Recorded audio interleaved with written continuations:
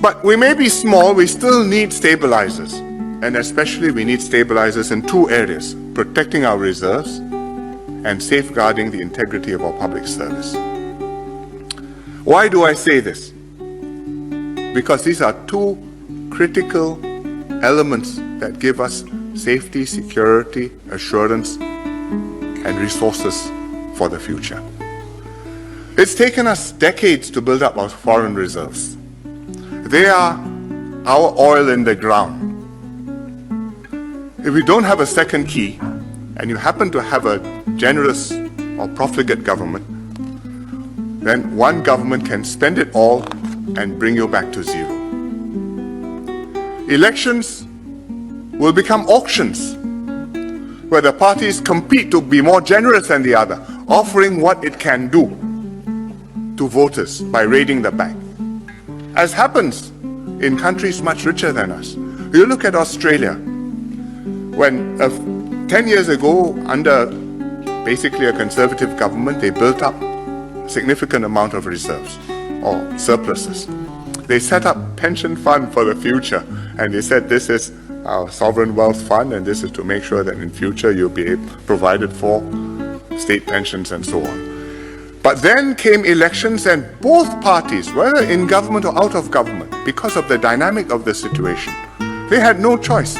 One side offers something, the other side offers more, and back and forth. It's an auction. Today, the funds for the future have disappeared.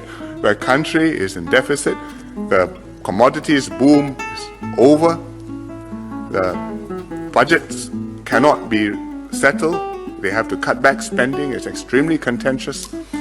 We are back where they were, all within 10 years. It can happen to Australia with all that wealth and resources. Think what can happen if it's Singapore. That's money. What about people? The whole of our excellence in government, competence, the performance of the country depends on the integrity and the ability of the individuals in the key posts in the public service. Judges, central bankers, the accountant general, the commissioner of police, the people who head our stat boards, who sit on our stat board, key stat boards, the people who manage our reserves. Once corrupt persons get into key positions, that's the end. It's not only the end because they take money and help themselves, because you can stop that and put them in jail. It's the end because they subvert and corrupt the system and make it impossible to root out the cancer, which then becomes entrenched throughout the system. The system is permanently broken.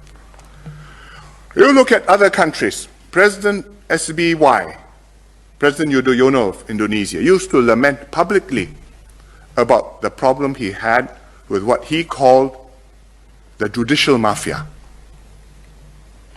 He doesn't mean the mafia on the streets. He means judges whom he could not trust for their integrity because they had become corrupt and they had become part of the problem. You look at other countries where the police are in cahoots with the crooks. And if you have a problem, you're not sure whether you should go to the police station or run away from the police station.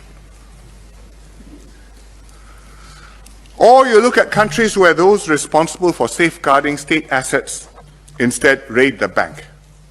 As the Malay proverb goes, pagar makan padi. You are the hedge, but you are eating the rice, which you are supposed to protect.